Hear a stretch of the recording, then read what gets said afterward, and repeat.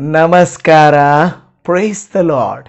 ಎಲ್ಲ ನನ್ನ ಪ್ರೀತಿಯ ದೇವಜನವೇ, ನನ್ನ ಪ್ರೀತಿಯ ಸಹೋದರಿ ಸಹೋದರ, ನಿಮ್ಮೆಲ್ಲರಿಗೂ ನಮ್ಮ ಕರ್ತನಾದ ಯೇಸು ಕ್ರಿಸ್ತನ ಅತಿ ಮಧುರವಾದ ಪರಿಶುದ್ಧವಾದ ನಾಮದಲ್ಲಿ ವಂದಿಸ್ತೇನೆ. ನೀವೆಲ್ಲರೂ ಚೆನ್ನಾಗಿದ್ದೀರಲ್ವಾ?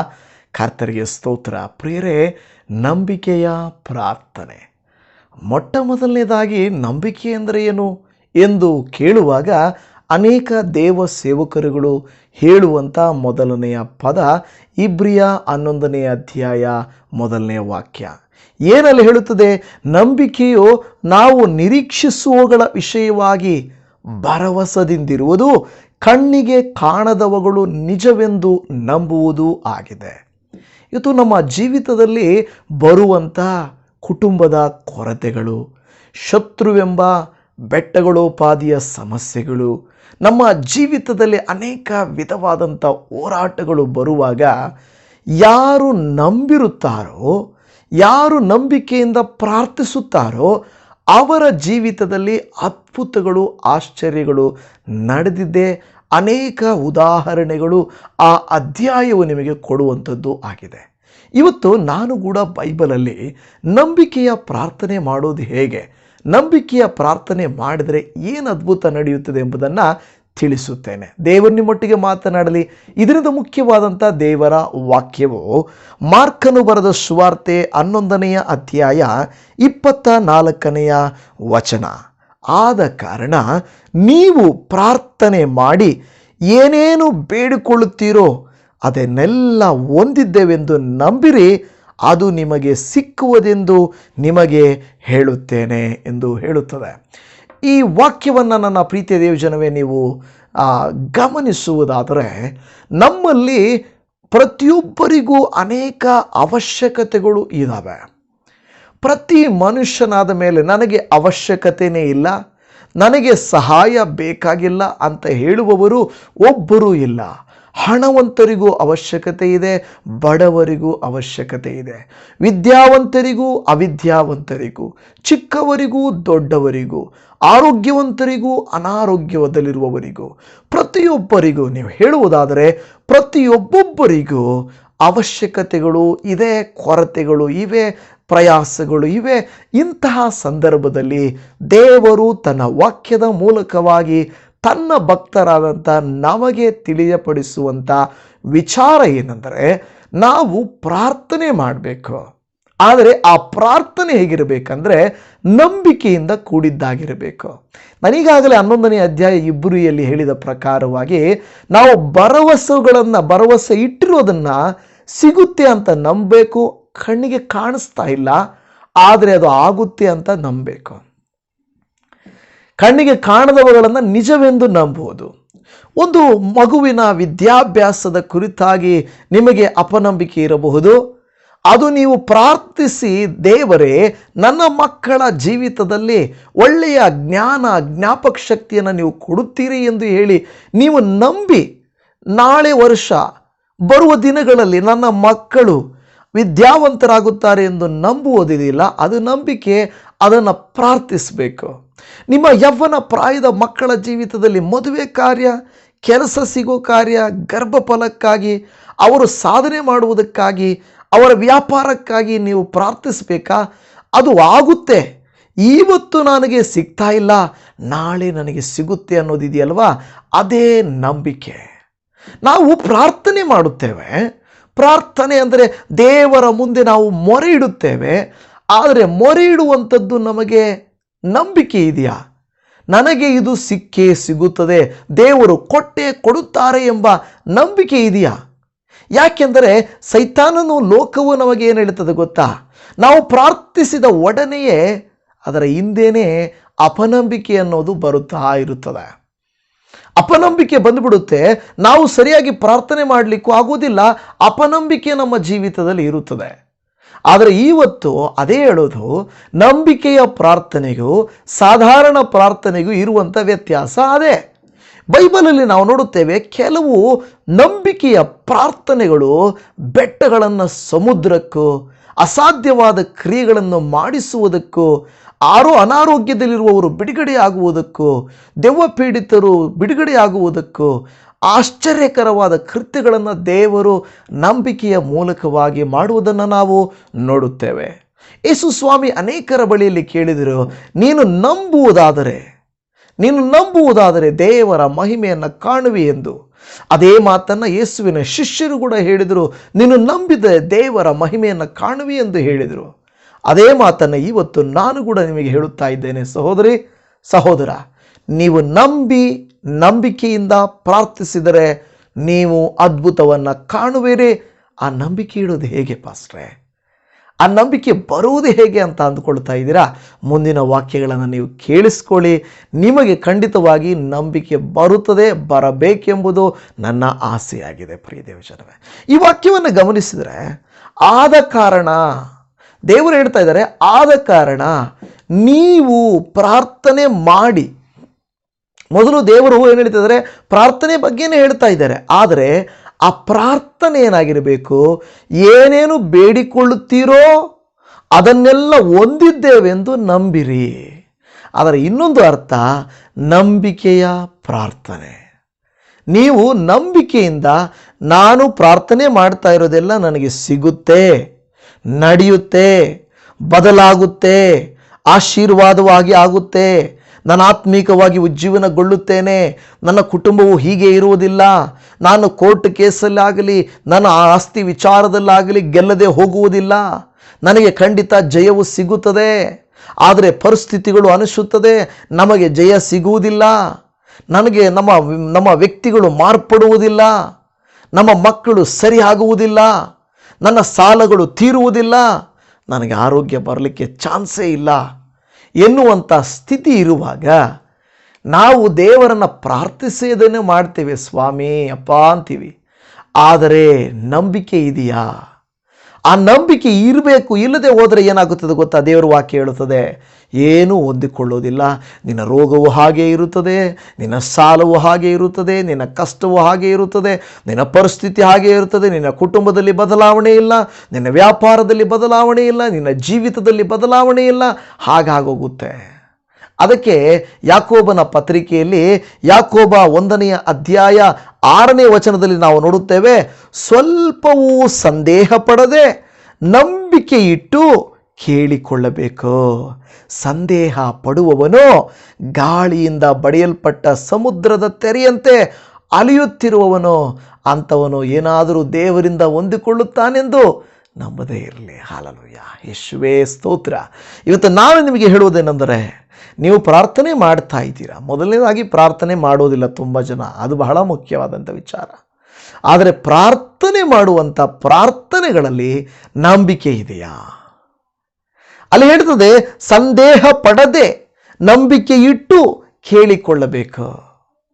ಇದು ನಡೆಯುತ್ತೆ, ಆಗುತ್ತೆ ಅನ್ನೋದು ನಮಗೆ ಗೊತ್ತಿರಬೇಕು. ನಿಮಗೆ ಗೊತ್ತಾ, ಯೇಸು ಸ್ವಾಮಿಯ ಶಿಷ್ಯರಲ್ಲಿ ತುಂಬ ಸಂದೇಹ ಇತ್ತು. ಯಾಕೆಂದರೆ ಒಂದೆರಡು ಘಟನೆಗಳನ್ನು ನಾನು ನಿಮಗೆ ಹೇಳುತ್ತೇನೆ. ಮೊದಲನೇದಾಗಿ, ಯೇಸು ಕ್ರಿಸ್ತ ನಾವು ಯೋಹಾನ ಬರೆದ ಸುವಾರ್ತೆ 6ನೇ ಅಧ್ಯಾಯಕ್ಕೆ ಬಂದಾಗ ಯೇಸು ಸ್ವಾಮಿ ಅನೇಕರ ದೇವರ ಸುವಾರ್ತೆಯನ್ನು ಕೇಳಲಿಕ್ಕೂ ಸ್ವಾಮಿಯನ್ನು ನೋಡಲಿಕ್ಕೂ ಮಾತಾಡಲಿಕ್ಕೂ ಸಾವಿರಾರು ಜನ ಬರುವುದನ್ನು ಯೇಸು ಸ್ವಾಮಿ ನೋಡಿದರು. ಆಗ ಯೇಸು ಸ್ವಾಮಿ ಅವರು ತುಂಬ ಹೊತ್ತು ವಾಕ್ಯವನ್ನು ಕೇಳಿದ್ದಾರೆ, ಅವರಿಗೆ ಊಟವನ್ನು ಕೊಡಬೇಕು ಅಂತ ಕೇಳಿದಾಗ ಅವರಲ್ಲಿ ಇಷ್ಟೊಂದು ಜನಕ್ಕೆ ಎಲ್ಲಿಂದ ನಾವು ಊಟ ತರೋದು? ನಮ್ಮ ಹತ್ರ ಹಣ ಇಲ್ಲ, ಪಟ್ಟಣ ಸಮೀಪ ಇಲ್ಲ, ಆ ಊಟವನ್ನು ಎಲ್ಲಿಂದ ತರೋಣ? ಯೇಸು ಸ್ವಾಮಿ ಇವರಿಗೆ ಊಟ ಕೊಡೋಣ ಅಂತ ಹೇಳಿದರು ಅಂದರೆ ಅದರ ಅರ್ಥ ಏನು ಗೊತ್ತಾ? ಯೇಸು ಸ್ವಾಮಿ ಹೇಳ್ತಾ ಇರುವಂಥ ಮಾತು, ನಾವು ಕೊಡೋಣ. ಹೌದು ಸ್ವಾಮಿ ಕೊಡೋಣ, ಹೇಗೆ ಸ್ವಾಮಿ ಅನ್ಬೋದಾಗಿತ್ತು. ಆದರೆ ಅವರ ಹೇಗೆ ಅನ್ನುವಂಥ ಪ್ರಶ್ನೆ ಆಗಿತ್ತು ಗೊತ್ತಾ? ಇದು ನಡೆಯೋ ಕೆಲಸನಾ? ಏನು, ಇಲ್ಲಿ ನಾವು ಊಟವೇ ತಂದಿಲ್ಲ, ನಾವು ಈ ಕ್ರೌಡನ್ನು ಎಕ್ಸ್ಪೆಕ್ಟ್ ಮಾಡೇ ಇಲ್ಲ, ಇವರು ಬರ್ತಾರೆ ಅಂತ ನಮಗೆ ಗೊತ್ತೇ ಇಲ್ಲ. 5,000 ಜನ ಗಂಡಸರಿಗೆ ಊಟ ಕೊಡೋದು ತುಂಬ ಸುಲಭನಾ?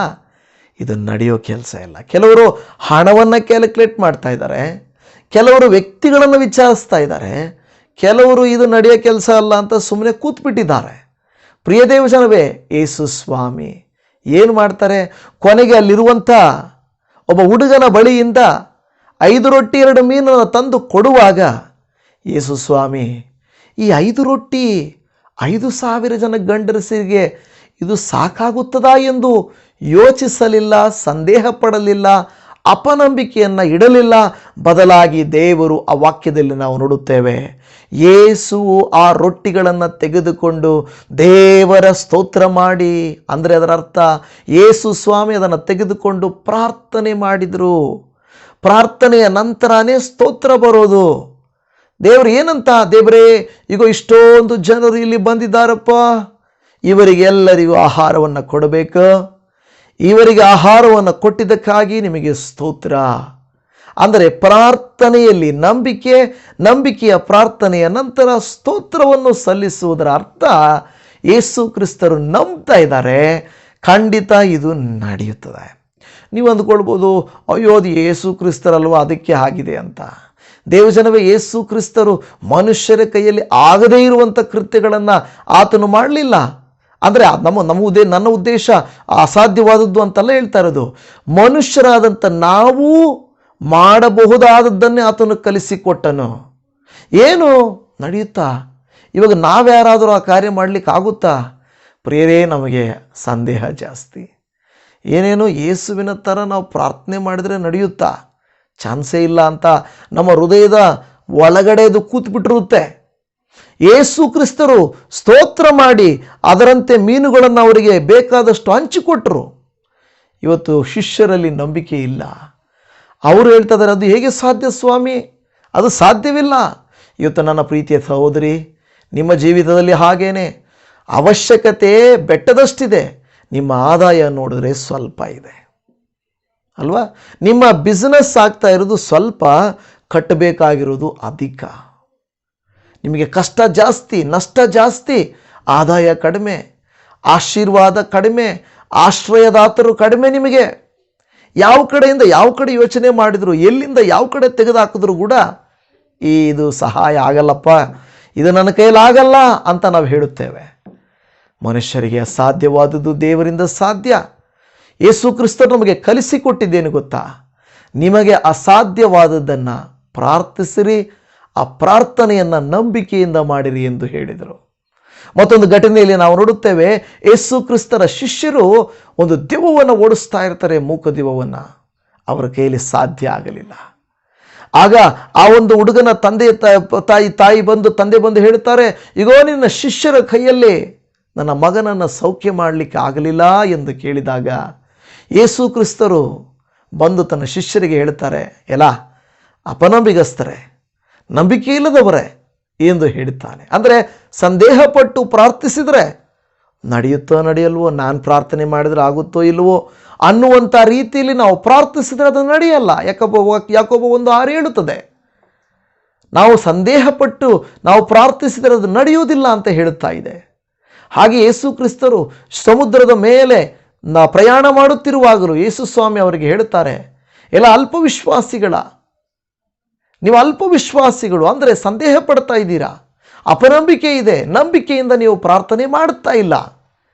ಇವತ್ತು ದೇವಜನವೇ, ನೀವು ನಾನು ಅಷ್ಟೇ ಯೇಸು ಅಂತೆ, ಯೇಸು ಕ್ರಿಸ್ತನ ಶಿಷ್ಯರಂತ ಕೂಡ ನಾವಲ್ಲ. ತುಂಬ ಕಷ್ಟ. ಮಾನವ ಸ್ವಭಾವ, ಮಾನವನ ಜೀವಿತ ಹೇಗೆಂದರೆ ತುಂಬ ಕಷ್ಟಕರವಾದದ್ದು. ಅದು ನಂಬಿಕೆ ಬರುವುದಕ್ಕೆ ಸುಲಭ ಅಲ್ವೇ ಅಲ್ಲ. 5,000 ಜನ ಮುಂದೆ ಇಟ್ಕೊಂಡು 5 ರೊಟ್ಟಿನ ಹಂಚಿಕೊಡು ಅಂದರೆ ಹೇಗೆ ಹಂಚಿಕೊಡೋದು? ಬಿಡುಗಡೆ ಆಗದೇ ಇರುವಂಥ ಒಂದು ಸಮಸ್ಯೆಯನ್ನು ಬಿಡುಗಡೆ ಮಾಡಂದರೆ ಹೇಗೆ ಬಿಡುಗಡೆ ಮಾಡೋದು? ಸಮುದ್ರ ಎಂಬ ಅಲೆಗಳನ್ನು ನಾವು ಎದುರಿಸಿ ಹೇಗೆ ನಾವು ನಂಬಿಕೆಯನ್ನು ಸ್ಥಿರಪಡಿಸುವುದು? ತುಂಬ ಕಷ್ಟ ಅಲ್ವಾ? ಸಮುದ್ರನ ಹತೋಟಿ ಮಾಡೋದು ಸ್ವಾಮಿಗೆ ಸಾಧ್ಯ. ಆದರೆ ಸ್ವಾಮಿ ಹೇಳ್ತಾರೆ, ನೀವು ಯೇಸುವಿನ ನಾಮದಲ್ಲಿ ಏನು ಬೇಡಿಕೊಳ್ಳುತ್ತೀರೋ ಅದು ನಿಮಗೆ ದೊರೆಯುವುದು. ನಂಬಿಕೆಯಿಂದ ಮಾಡಿದ ಪ್ರಾರ್ಥನೆ ಅತಿಶಯವಾದ ಕಾರ್ಯಗಳನ್ನು ಮಾಡುತ್ತದೆ ಎಂದು ಹೇಳುತ್ತದೆ. ಯೇಸು ಸ್ವಾಮಿ ಮಾರ್ಕನು ಬರೆದ ಸುವಾರ್ತೆ 11ನೇ ಅಧ್ಯಾಯ 22ನೇ 23ನೇ ವಚನದಲ್ಲಿ ಹೇಳುತ್ತದೆ, ನಿಮಗೆ ಸತ್ಯವಾಗಿ ಹೇಳುತ್ತೇನೆ, ಯಾವನಾದರೂ ಈ ಬೆಟ್ಟಕ್ಕೆ ನೀನು ಕಿತ್ತುಕೊಂಡು ಹೋಗಿ ಸಮುದ್ರದಲ್ಲಿ ಬೀಳು ಎಂದು ಹೇಳಿ ತನ್ನ ಮನಸ್ಸಿನಲ್ಲಿ ಸಂಶಯ ಪಡದೆ ತಾನು ಹೇಳಿದ್ದು ಆಗುವುದೆಂದು ನಂಬಿದರೆ ಅವನು ಹೇಳಿದಂತೆಯೇ ಆಗುವುದು ಎಂದು ಹೇಳುತ್ತಾ ಇದ್ದಾರೆ. ಯೇಸು ಸ್ವಾಮಿ ಏನು ಹೇಳ್ತಾ ಇದ್ದಾರೆ? ಒಂದು ಬೆಟ್ಟ ಅಂದರೆ ಏನು ಗೊತ್ತಾ ಪ್ರಿಯರೇ? ನಾನು ಹುಟ್ಟಿದಾಗಿಂದಲೂ ಕೆಲವು ಬೆಟ್ಟಗಳು ಹಾಗೇ ಇದ್ದಾವೆ. ನಮ್ಮಪ್ಪ ಕಾಲದಿಂದಲೂ ಹಾಗೇ ಇದೆ, ನಮ್ಮ ತಾತ ಕಾಲದಿಂದಲೂ ಹಾಗೇ ಇದೆ. ಅವರ ಮುತ್ತಾತ, ಅವರ ತಾತ, ಅವರ ಮುತ್ತಾತ, ಅವರ ತಾತ, ಅವರ ಮುತ್ತಾತ ಈ ಬೆಟ್ಟ ಇತ್ತಂದರೆ ಇತ್ತು. ಒಂದು ವೇಳೆ ಏನು ಕೆಲವರು ಸರ್ಕಾರ ಇಲ್ಲ ಯಾರಾದ್ರು ಪರ್ಮಿಷನ್ ಕೊಟ್ಟು ದಿನೇ ದಿನೇ ಕರಗಿಸಿದರೆ ಹೋಯ್ತು. ತನ್ನಷ್ಟಕ್ಕೆ ತಾನೇ ಅದು ಕರಗಲಿಕ್ಕೆ ಚಾನ್ಸ್ ಇಲ್ಲ. ಎಷ್ಟೋ ವರ್ಷಗಳಿಂದ ಬೆಟ್ಟ ಹಾಗೇ ಇದೆ, ಅದರ ಕಲ್ಲು ಬಂಡೆಗಳು ಹಾಗೇ ಇದೆ. ನೀವು ಐ ಥಿಂಕ್ ಮಹಾಬಲಿಪುರಮಲ್ಲಿ ನೀವು ಹೋಗಿ ನೋಡುವುದಾದರೆ ಅಲ್ಲೊಂದು ಕಲ್ಲು ಬಂಡೆ ಇದೆ. ನಾನು ನೋಡಿದ್ದೇನೆ. ಆ ಟೈಮಲ್ಲಿ ನಮ್ಮ ಹತ್ರ ಫೋನ್ ಇರಲಿಲ್ಲ, ನಾವು ಅದನ್ನು ಪಿಕ್ಚರು ತಗೊಂಡಿಲ್ಲ, ಏನಿಲ್ಲ. ಆದರೆ ಆ ಟೈಮಲ್ಲಿ ಸಾಧ್ಯ ಆಗಲಿಲ್ಲ. ಅಲ್ಲಿ ಒಂದು ಕಲ್ಲು ಬಂಡೆ ಇದೆ, ನೀವು ಯಾರಾದರೂ ನೋಡಿದರೆ ಅದು ಸ್ವಲ್ಪ ಅಲ್ಲಿ ನಾವು ನೋಡುವಾಗ ಅಲ್ಲಿ ಇನ್ನು ಬಿದ್ದೋಗ್ತದೇನೋ, ಅದು ಅದರ ಕೆಳಗಡೆ ಕೂತ್ಕೊಂಡ್ರೆ ಬಿದ್ದೋಗ್ತದೇನೋ ಅಂತ. ಆದರೆ ಅದರ ಹಿಸ್ಟ್ರಿಯನ್ನು ಹೇಳುತ್ತಾರೆ. ಅದನ್ನು ಬೀಳಿಸುವುದಕ್ಕೆ ಅರಸರುಗಳು ಆನೆಗಳನ್ನು ಕಟ್ಟಿ ಎಳೆದರಂತೆ, ಆದರೆ ಅದನ್ನು ಮೂವ್ ಮಾಡೋಕ್ಕಾಗಿಲ್ಲ ಅಂತ ಹೇಳ್ತಾರೆ. ನಮಗೆ ಗೊತ್ತಿಲ್ಲ, ಇತಿಹಾಸ ಆ ರೀತಿಯಾಗಿ ಹೇಳ್ತದೆ. ಆನೆಗಳನ್ನು ಕಟ್ಟಿ ಆ ಕಲ್ಲನ್ನು ಅಲ್ಲಿಂದ ತೆಗೆಯಬೇಕು ಅಂತ ಅರಸರುಗಳು ನೋಡಿದ್ರಂತೆ, ಆಗಲಿಲ್ಲಂತೆ. ಅಂದರೆ ಕೆಲವು ಕಲ್ಲು ಬಂಡೆಗಳು ಹಾಗೇ ಇದೆ. ಯೇಸು ಸ್ವಾಮಿ ಹೇಳ್ತಿದ್ದಾರೆ, ಆ ಅರಸರು ಆನೆ ಕಟ್ಟಿ ಎಳೀಲಿಕ್ಕೆ ಆಗದೇ ಇರಬಹುದೇನೋ. ಒಂದು ವೇಳೆ ಯಾರಾದರೂ ಪ್ರಾರ್ಥನಾ ವೀರರು ನಂಬಿಕೆಯಿಂದ ಸಂಶಯ ಪಡದೆ, ನಾನೆಲ್ಲ ಸಂಶಯ ಪಡ್ತೇನೆ ಅಲ್ಲ, ನಿಜ ಅಲ್ವಾ? ಅಲ್ಲೋಗ್ಬಿಟ್ಟು ಓಕೆ ನಂಬಿಕೆ ಇದೆ ನನಗೆ, ಈ ಕಲ್ಲು ಹೋಗ್ತದೆ ಅಂತ ಹೇಳಿದ್ರೆ ಎಲ್ಲೋ ಒಂದು ಕಡೆ ಒಳಗಡೆ ಯಾಕಪ್ಪ ರಿಸ್ಕ್ ತಗೊಳ್ತೀಯ, ನಡೆದಿಲ್ಲ ಅಂದರೆ ಏನಾಗುತ್ತೆ ಅಂತ ಅನಿಸುತ್ತೆ. ಕನಿಷ್ಠ ನಾವು ಬೆಟ್ಟಗಳಿಗೆ ಕಿತ್ಕೊಂಡು ಹೋಗು ಅಂತ ಹೇಳದೇ ಇರ್ಬೋದು. ನಮ್ಮ ಜೀವಿತದಲ್ಲಿ ಇರುವಂಥ ಸಮಸ್ಯೆಗಳನ್ನು, ಶತ್ರುಕಾಟಗಳನ್ನು, ರೋಗಗಳನ್ನು, ನಮಗಿರುವಂಥ ಕಳವಳಗಳನ್ನು, ಚಿಂತೆಗಳನ್ನು ನಾವು ಅಪ್ಪಣೆ ಕೊಟ್ಟು ಹೇಳಬೇಕು, ನನ್ನಿಂದ ತೊಲಗು ಅಂತ ಹೇಳಬೇಕು. ಪ್ರಿಯ ಜನರೇ, ದೊಡ್ಡ ನಮ್ಮ ಸಮಸ್ಯೆಗಳು ನಮ್ಮಿಂದ ಪರಿಷ್ಕಾರ ಆಗದೇ ಇರಬಹುದು, ಆದರೆ ನಮ್ಮಿಂದ ನಮ್ಮ ಪ್ರತಿನಿತ್ಯದ ಜೀವಿತದ ಸಮಸ್ಯೆಗಳನ್ನು ನಿಭಾಯಿಸಲಿಕ್ಕೆ ಬೇಕಾದ ಶಕ್ತಿಯನ್ನು, ನಂಬಿಕೆಯನ್ನು ದೇವರು ನಮಗೆ ಕೊಟ್ಟಿದ್ದಾರೆ. ನೋಡಿದ್ರ ಆ ಮಹಾಬಲಿಪುರಮಲ್ಲಿರುವಂಥ ಬಂಡೆಯನ್ನು ತೆಗೀಲಿಕ್ಕಾಗದೇ ಇರಬಹುದು, ಬೆಟ್ಟವನ್ನು ನೀನು ಕಿತ್ಕೊಂಡು ಹೋಗು ಅಂತ ನಮಗೆ ಹೇಳಲಿಕ್ಕಾಗದೇ ಇರಬಹುದು. ಆದರೆ ಒಂದು ವಿಷಯ ದೇವ್ರ ವಾಕ್ಯ ಹೇಳುತ್ತದೆ, ಅದು ನಡೆಯುತ್ತೆ ಅಂತ. ಆದರೆ ಅಲ್ಲಿರುವಂಥ ವಿಷಯ ಏನು ಗೊತ್ತಾ? ತನ್ನ ಮನಸ್ಸಿನಲ್ಲಿ ಸಂಶಯ ಪಡದೆ ತಾನು ಹೇಳಿದ್ದು ಆಗುವುದೆಂದು ನಂಬಿದರೆ ಅವನು ಹೇಳಿದಂತೆ ಆಗ್ತದೆ. ಬರೀ ಹಾಗೆ ನಂಬಿಕೆ ಇದೆ ಅಂತ ಹೇಳೋದಲ್ಲ. ಯೇಸುವಿನ ನಾಮದಲ್ಲಿ ಯೇಸುವಿನ ಮಕ್ಕಳು ಪ್ರೇರೆ ಅನೇಕ ಕಾರ್ಯಗಳನ್ನು ಅನೇಕ ದೇವಭಕ್ತರು ನಂಬಿಕೆಯಿಂದ ಮಾಡಿದ್ದಾರೆ. ಕೆಲವು ಮಿಷನರಿ ಕಥೆಗಳನ್ನು ನಾವು ನೋಡುವುದಾದರೆ ತುಂಬ ಮಿಷನರೀಸು ತಮ್ಮ ಜೀವಿತದಲ್ಲಿ ಖಂಡಿತ ಕಣ್ಣಾರೆ ದೇವರು ಮಾಡಿದ ಕೃತ್ಯಗಳನ್ನು ಕಂಡಿದ್ದಾರೆ. ಬೈಬಲ್ನಲ್ಲಿ ಪೇತ್ರ ಯೋಹಾನರು ಹೋಗುತ್ತಿರುವಾಗ ಆ ಒಂದು ಸುಂದರ ದ್ವಾರದಲ್ಲಿ ಒಬ್ಬನು ಕೂತಿರ್ತಾನೆ, ಹುಟ್ಟು ಕುಂಟನು. ಶಿಷ್ಯರು ಹೇಳ್ತಾರೆ, ನಮ್ಮ ಕೈಲೇನಿಲ್ಲ, ಆದರೆ ಯೇಸುವಿನ ನಾಮದಲ್ಲಿ ಎದ್ದು ನಡೆದಾಡು ಅಂತ ಹೇಳಿದರು. ಅವರು ಒಂದು ವೇಳೆ ಅಯ್ಯೋ ಯಾರಾದರೂ ನೋಡಿದ್ರೆ ನಮ್ಮನ್ನು ಬೇಜಾರು ಮಾಡಿಕೊಂಡು ನಮ್ಮ ಬಗ್ಗೆ ಕೆಟ್ಟದಾಗಿ ಮಾತಾಡ್ತಾರೆ, ನಡೆದ್ರೆ ಓಕೆ ಅಪ್ಪ, ನಡೆದಿಲ್ಲ ಅಂದರೆ ಕೆಲಸ ಹಾಗೆ ಅಲ್ವಾ? ನಡೀತಾ ಹೌದೌದು ನಾನು ಮಾಡಿದ ಪ್ರಾರ್ಥನೆ, ಹೌದೌದು ನಮ್ಮ ಸಭೆಗೆ ಬಂದಿದ್ದರಿಂದ, ಹೌದೌದು ಕ್ರೆಡಿಟ್ ನಾವು ತಗೊಳಕ್ಕೆ ನೋಡ್ತೀವಿ. ನಡೆದಿಲ್ವಾ, ಅಯ್ಯೋ ದೇವ್ರ ಚಿತ್ತ ಇಲ್ವೇನೋ ಅಂತ ಹೇಳೋದಲ್ಲ. ಪ್ರಿಯ ಜನವೇ, ದೇವರ ಚಿತ್ತ ನಡೆದರೆ ದೇವರಿಗೆ ಮಹಿಮೆ, ಅದು ದೇವರು ಮಾಡೋ ಕೃತ್ಯ. ಖಂಡಿತ ಈ ವಾಕ್ಯಗಳಲ್ಲೆಲ್ಲ ನೀವು ಗಮನಿಸುವುದಾದರೆ ಇನ್ನೂ ಅನೇಕ ವಿಚಾರಗಳಿದ್ದಾವೆ. ಹೇಳುತ್ತದೆ, ನಾವು ಸಂಶಯ ಪಡದೆ ನಾವು ಹೇಳಿದ್ದು, ನಾವು ಪ್ರಾರ್ಥಿಸಿದ್ದು ಆಗುತ್ತದೆಂದು ನಾವು ನಂಬಿದರೆ ಅದು ನಡೆಯುತ್ತದೆ. ಹಾಗಾದರೆ ಇವತ್ತು ನೀವು ನಾನು ನಂಬಿಕೆಯಿಂದ ಪ್ರಾರ್ಥಿಸಿದರೆ ಕಲ್ಲು ಬಂಡೆಗಳು, ಗುಡ್ಡಗಳು, ಬೆಟ್ಟಗಳು ಕಿತ್ತುಕೊಂಡು ಹೋಗಿ ಸಮುದ್ರದಲ್ಲಿ ಬೀಳುತ್ತವೆ. ಯೇಸು ಕ್ರಿಸ್ತರ ಹಾಗೆ ನಮ್ಮ ಆಹಾರವು ಆಶೀರ್ವದಿಸಲ್ಪಡುತ್ತದೆ, ನಿಮ್ಮ ಕೊರತೆಗಳು ನೀಗಿಸಲ್ಪಡುತ್ತವೆ. ನಿಮ್ಮಲ್ಲಿರುವಂಥ ಸ್ವಲ್ಪ ಹಣದ ಸಮಸ್ಯೆ, ನಿಮ್ಮಲ್ಲಿರುವ ಸಾಲ ಬಾಧೆ, ನಿಮ್ಮಲ್ಲಿರುವಂಥ ರೋಗ ಬಾಧೆ ಖಂಡಿತ ದೇವರು ತೆಗೆದು ಹಾಕಬಲ್ಲನು, ದೇವರು ಮಾಡಬಲ್ಲನು. ನಿಮ್ಮಲ್ಲಿ ಅಪನಂಬಿಕೆ ಇದೆ, ದೇವರು ಹೇಳ್ತಾರೆ, ನೀವು ಅಶಕ್ತರಾಗಿರುವುದರಿಂದ ನಿಮಗೊಬ್ಬ ಸಹಾಯಕನನ್ನು ಕೊಡುತ್ತೇನೆ, ಆತನನ್ನು ಕೇಳಿಕೊಳ್ಳ್ರಿ, ಆತನು ನಿಮಗೆ ಸಹಾಯ ಮಾಡ್ತಾರೆ. ಹಲ್ಲೆಲೂಯಾ. ಇವತ್ತು ಆ ಸಹಾಯಕರು ಯಾರು? ಪವಿತ್ರ ಆತ್ಮನು. ನಾವು ಕೇಳಿಕೊಳ್ಬೇಕಪ್ಪ, ನಾನು ಅಪನಂಬಿಗಸ್ಥಳೇನಪ್ಪ, ನಾನು ಪ್ರಯತ್ನ ಮಾಡಿ ಅಪನಂಬಿಕೆ ಇಟ್ಟು ಸಂಶಯಪಟ್ಟು ಸಾಕಾಗಿ ಹೋಗಿದೆ. ದಯಮಾಡಿ ನನಗೆ ನಂಬಿಕೆಯನ್ನು ಹೆಚ್ಚಿಸಯ್ಯ, ನನ್ನ ಪ್ರಾರ್ಥನಾ ಶಕ್ತಿಯನ್ನು ಹೆಚ್ಚಿಸಯ್ಯ, ಪವಿತ್ರಾತ್ಮರೇ ನನಗೆ ಸಹಾಯ ಮಾಡಯ್ಯ ಎಂದು ನೀವು ಕೇಳುವುದಾದರೆ ಖಂಡಿತ ಸ್ವಾಮಿ ನಮಗೆ ಕೊಟ್ಟ ಸಹಾಯಕರಾದ ಪವಿತ್ರಾತ್ಮರು ನಮಗೆ ಉಪಕಾರ ಮಾಡ್ತಾರೆ. ನಮ್ಮ ನಂಬಿಕೆ ಹೆಚ್ಚುತ್ತದೆ, ಪ್ರಾರ್ಥನಾ ಶಕ್ತಿ ಹೆಚ್ಚುತ್ತದೆ.